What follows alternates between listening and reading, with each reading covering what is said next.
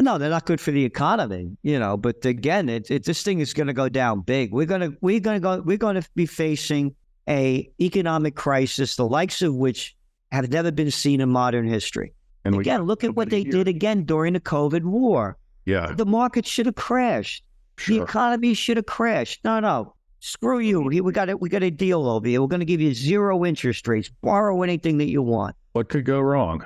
You're listening to Kerry Lutz's Financial Survival Network, where you get valuable information you just can't find anywhere else. To thrive in today's trying times, you need the Financial Survival Network, now more than ever. Go to financialsurvivalnetwork.com and get your free newsletter and gift. Financial Survival Network, now more than ever. And welcome. You are listening to and watching the Financial Survival Network. I'm your host, Kerry Lutz, and financial survival now more than ever. What you're about to hear, kind of shocking, but not surprising. We've got Gerald Celente on from Trends Journal. Gerald, it's great to have you back. We were talking pre-call how your area north of the city by, I guess, about 60, 70 miles, basically the last person who leaves New York City who's a citizen should turn off the lights, right? Yeah. No, it's a whole different New York City. Again, you look at the data. Go to Castle Systems with a K. Your occupancy rate in the top 10 cities in America is 49% occupancy. Your vacancy rate is over 20%. Vacant buildings. Mm. So you look also, you go to the city, I'm a, guy, grew up in the Bronx and, Hey. The Bronx, grew up in Yonkers, I'm a city guy, lived in the city.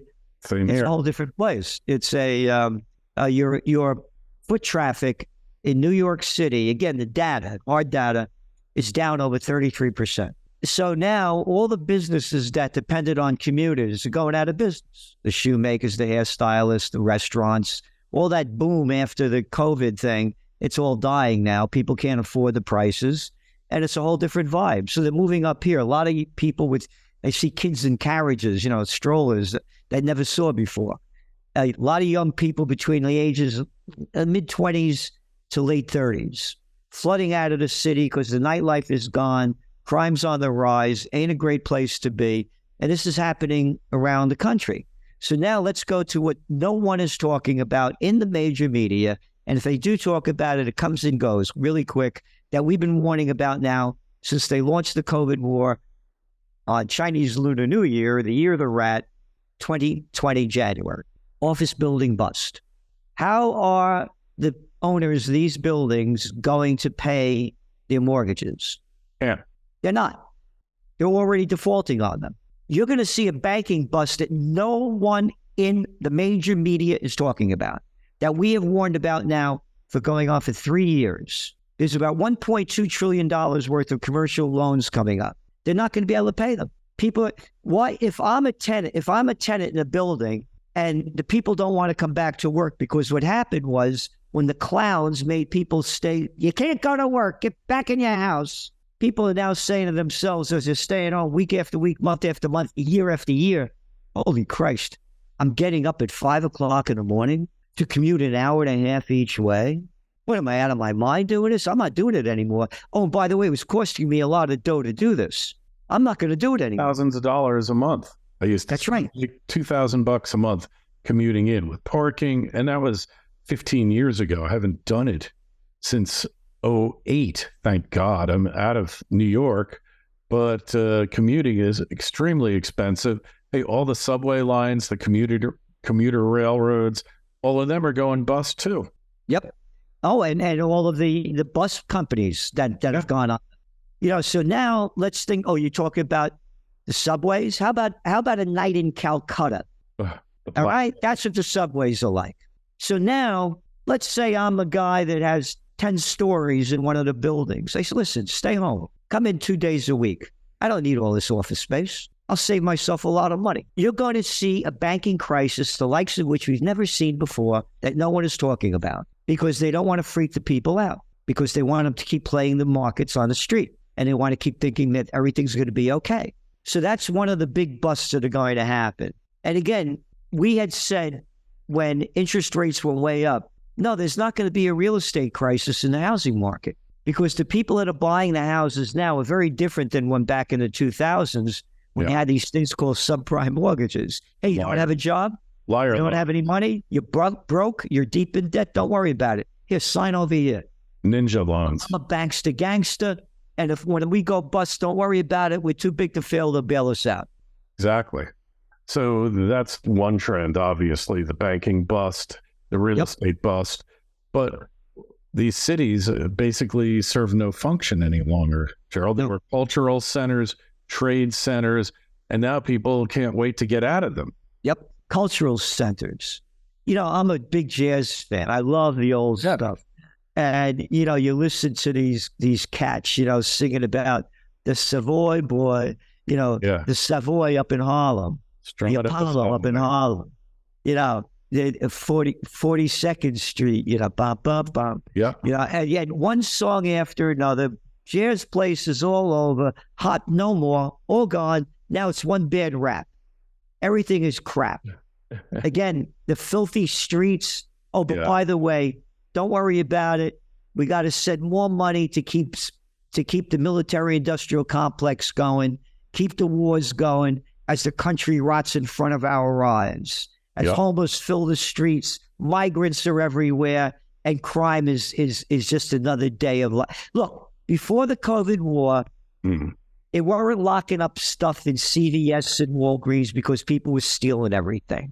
They weren't breaking into Nordstrom and gangs of people and stealing stuff. This is all very new, and it all happened because of the COVID war. The damage the COVID war has been caused is incalculable, and not only in the United States, particularly in the country that started it on that celebration of their Chinese Lunar New Year, the year of the rat, China. Look at their collapsing. They're collapsing before our very eyes. I mean, Gerald, I have a question for you. You know, you watch these videos, tofu dreg construction. You familiar with that term? Like everything in China is literally falling apart, sometimes days after it's finished. Did you have any idea that was taking place there? No.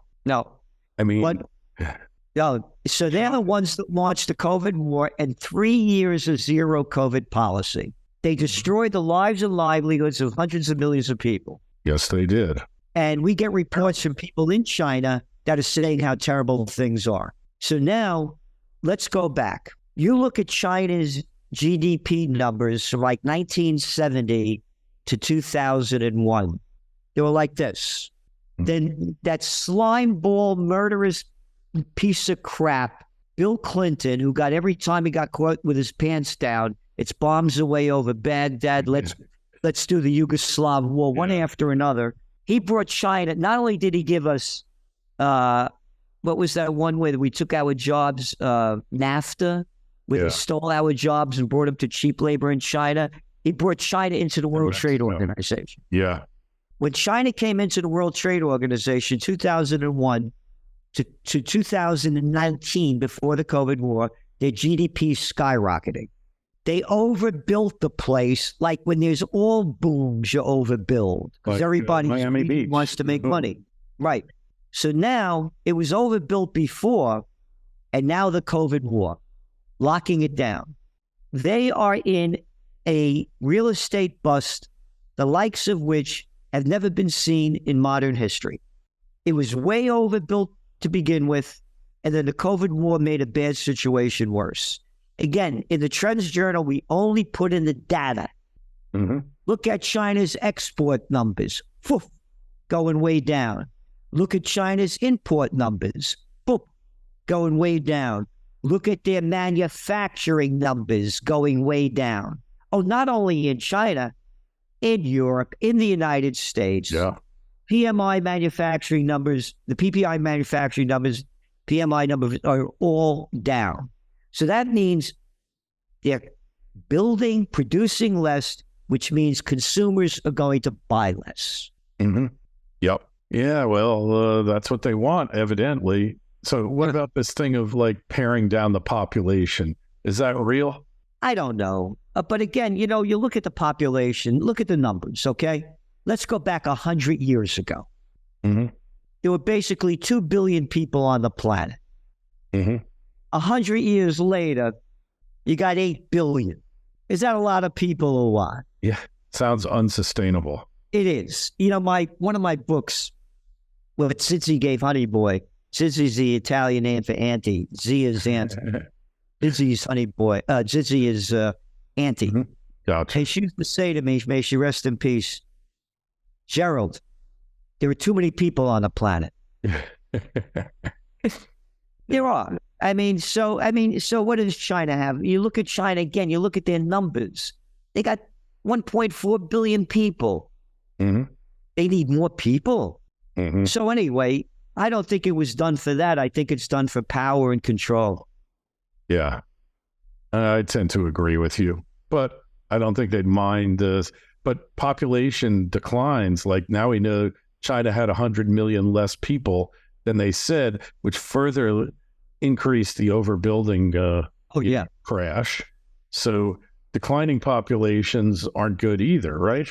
No, they're not good for the economy, But again, this thing is going to go down big. We're going to be facing a economic crisis, the likes of which have never been seen in modern history.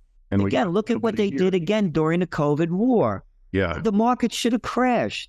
Sure. The economy should have crashed. No. Screw you. We got a deal over here. We're going to give you 0 interest rates. Borrow anything that you want. What could go wrong? Yeah, and we're going to pump in trillions and trillions of dollars. Stay home. Don't worry about it. Here's money. Yeah. You can't make this crap up. So they created this bubble. What is the American debt now? Almost $34 trillion? That's what they admit to, but I think we agree it's probably a lot higher, not even That's right. including unfunded mandates, right? We don't even know. Yeah, some of the numbers are as high as 200 trillion. Yeah, we have no idea. Right. So how they're not going to pay it off. So here's what we're saying, and we've been saying this for a while now, gold and Bitcoin. Mm-hmm. Gold, it's very simple. This isn't rocket science. The only reason gold prices didn't go up higher is because interest rates went up very high and the dollar got strong. Mm-hmm. As they lower interest rates, which we had forecast going back a year that they're going to lower interest rates in 2024. They do it all the time in the run-up to the presidential reality show. Show. That's all it is. It's a reality show. Look at Nikki Haley, Mickey Mouse, Donald Duck. Look at the clowns running. Yeah, it's a clown show. Yeah. So who is our Treasury Secretary? Janet Yellen. Yeah. What was the last job? Fed. Head of the Federal Reserve?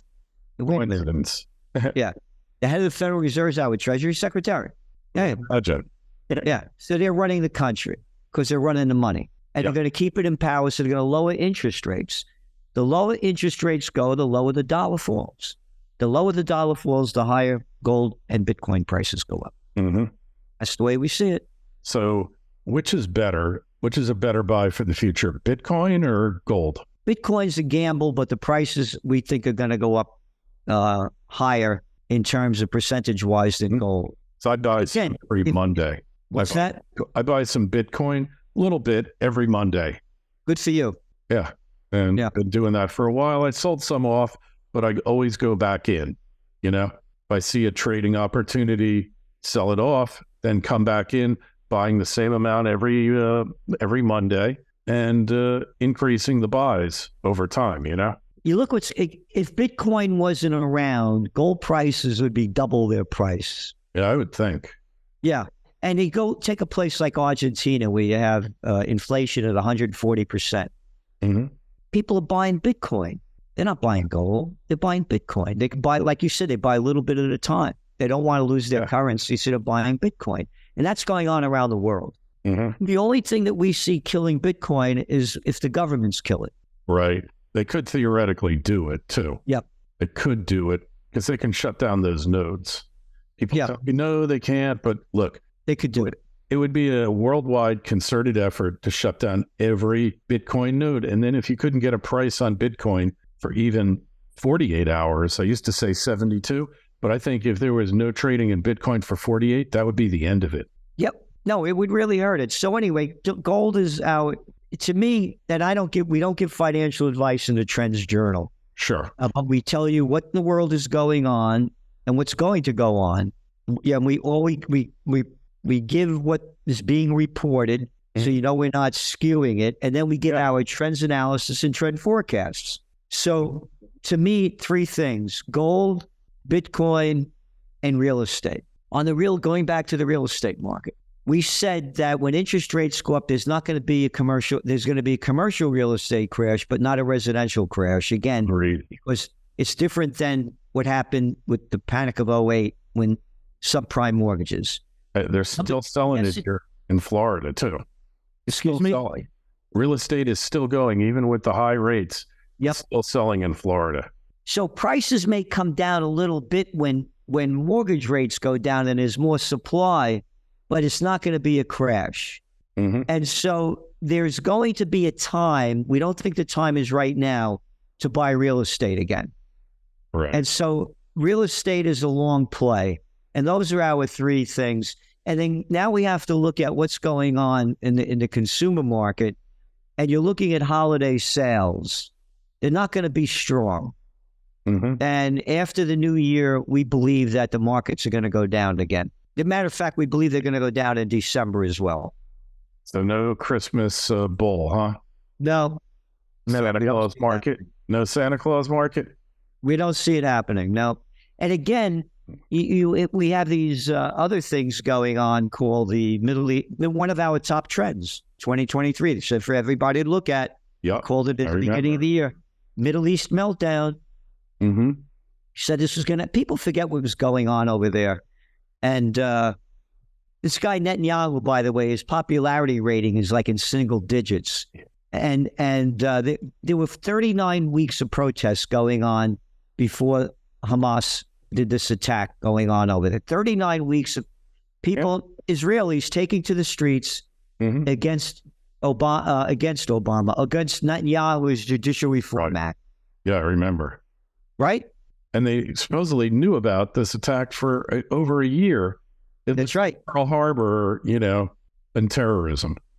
Again, we said it. When all else fails, they take you to war. Mm-hmm.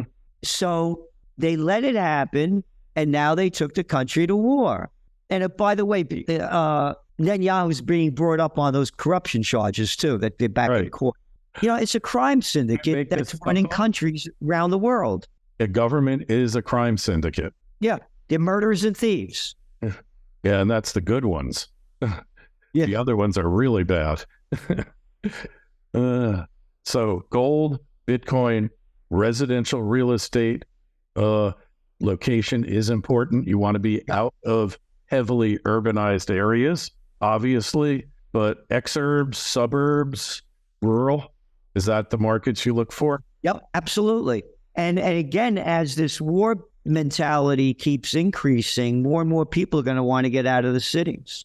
Yeah. And so the big cities are going to go bust. And by the way, they are already. They are already, and now they got a lot less tax revenue coming in because of all the vacancies and occupancy rates going way down. So you're going to see crime rates increase. Mm-hmm. It's going to be terrible. It's going to be dystopian. Yep. Mad Max. So, well, I guess you could look and say one good thing the Supreme Court did, it's still a work in progress, is reaffirming the Second Amendment. Because it looks like we're going to need it more than ever coming up. Well, there's GCs, 3 Gs. Yeah, guns, God, and guns, gold, and a getaway plan. Yeah, 4 Gs. Don't forget God, because he's part of the plan.